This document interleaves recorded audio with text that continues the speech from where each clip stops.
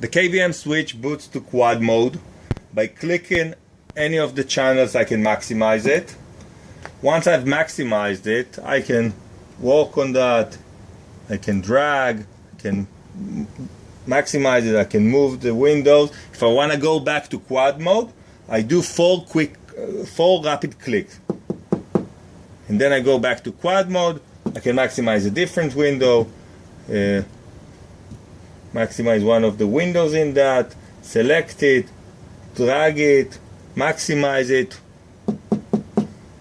and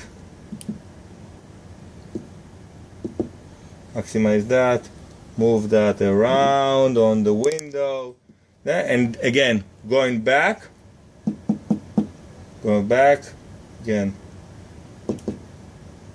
for example, opening a PDF file, minimizing it, maximizing it, just to show that multi-touch is working as well, and closing the windows, and then going out back to quad mode. Thank you.